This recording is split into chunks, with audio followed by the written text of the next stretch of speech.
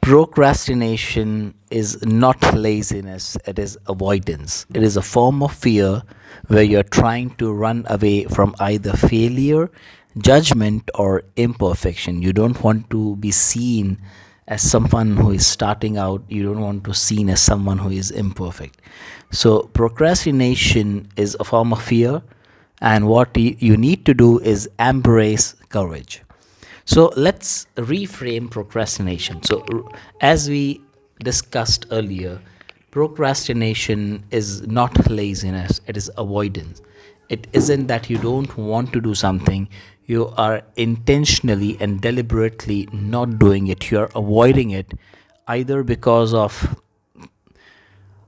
fear of judgment of people, what will people say, either because of fear of failure, that if you try to do it and if you fail, then what will people think, or what will you feel or think about yourself, or either it is about imperfection. You are being gripped by perfectionism when you think that everything has to be 100% perfect or it is a total failure. And if you have listened to that speech by Roger Federer, he gave a speech, an address somewhere, where he said that he lost more than 50% of the shots. So even if he's one of the greatest tennis players of all times in men's single, he still lost more than 50% of the points that he played in matches. But still, he stood number one in across all formats. So to be number one, it is not important. Yes, excellence, mastery, and expertise is important, but perfectionism is not only not important, it is also impossible, or it is a myth. Then, emotional escape. People procrastinate because they want to escape from anxiety, from fear, which is a temporary relief. But you have to understand that the cost of delays, by avoiding the thing that you have to do, you're increasing your long term stress. And the more you delay it, the more difficult it becomes. It isn't that by putting your head in, by digging in a hole and putting your head in it, the world will not become what it is not. So you have to face the reality, you have to confront the problems, and if you avoid them, then in the long term, there will be stress. The fifth point is clarity check. Define exactly what you're afraid of.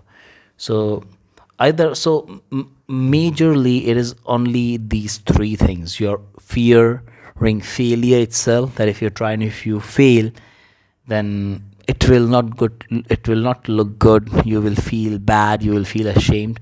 Or it is, what will people say when you try to do something? And people will always judge, regardless of either you're doing a good thing or a bad thing. And along with that, you also have to understand that when you start something innovative, something, a passion project, people will always judge. There will always be fear of imperfection. So either it is failure, judgment, or imperfection. And when you name it and when you write it, it gives you a lot of power of clarity, and then you can move ahead from there. Now, how do you stop procrastination? What you need is micro courage. It is taking the smallest uncomfortable step. So break down the thing that you are going to do in small steps. So for example, if you want to start journaling and you're afraid of doing that, what you can do is keep a simple pen or a pencil ready, and any random notebook that you have in your home ready, and start with only writing one sentence for today. Then you can, increase step by step from there. So micro courage, take the smallest uncomfortable step. That is how you grow courage. It does not happen in one blow, it does not happen at once, it happens gradually, as with everything else in life. Then you have to also understand that if you want to build courage and boldness, it will only come after taking the action, not before it. So if you wait, that once I have the courage, then I will take the action. You'll be waiting for the rest of your life. So you have to take the leap of faith, as it is, normally said. It's a cliche, but yeah, it is what it is. Faith and courage and boldness and confidence comes after you take the action, not before it. So action first always. And many of the greatest people who have achieved world class success in their expert fields of expertise, is what they often says, that always have bias for action, not bias for thinking or planning. Have bias for action. Take the first step, the next logical first step, uh, on based on the information that you have, and from there you can go on building what you want to build. And again, people also procrastinate because they become too much attached to their dream. So you have to detach from your outcomes. You have to focus on effort, not result. Result will take care of itself. The product will take care of itself if you take care of the process. Then build tolerance. Get comfortable being slightly uncomfortable. Now, you have to understand, it's about being slightly uncomfortable, not too uncomfortable.